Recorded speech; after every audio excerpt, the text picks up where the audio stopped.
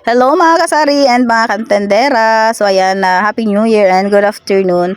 Magvo-voice over lang tayo ngayon. Pasensya na kayo kung medyo maingay yung voice over natin kasi may nagvi-video okay at ngayon ay January 4, Santo Niño po dito sa amin. So ngayon ako nag-i-edit para ma-delete ko na rin po itong video ko kasi nag-full memory na po yung aking phone.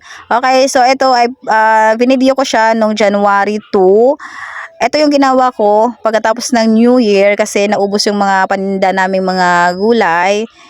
Nilinisan ko yung aming lagayan para pag may bago kaming stock is malinis na. Kunti na lang kasi ang natira ng aming mga sibuyas at saka bawang, kaya nilinisan ko na yung lagayan namin, yung pinagdidisplayhan ko ng mga kulay at saka yung mga pangsahog or yung mga lamas. So dito ko kasi nilalagay yung aking mga panindang mga gulay. Diyan ko po din i-display.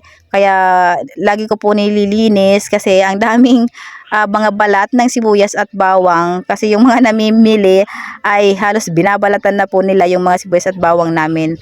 Kaya linisan ko na lang para pagdating ng mga bago naming stock kasi mamimili ulit kami, para paglagay ko ay malinis na po yung aming lagayan ng mga gulay. So ayan po yung aming mga gulay, kunti na lang po yung natira. Sobrang dami ang bumili sa amin nung New Year. Sobrang mabenta yung mga lamas at mga gulay nung New Year. Nung mag-New Year yung sa 31 ng December. So late upload lang po ito kasi hindi ko na-edit kaagad.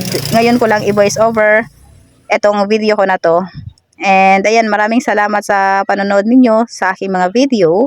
Pasensya na kayo kung maingay yung background natin kasi may nagpapatugtog dito, may mga nagbi-video okay kasi Santo Niño po dito sa amin. Inedit ko lang siya para ma-delete ko na rin po yung mga video ko.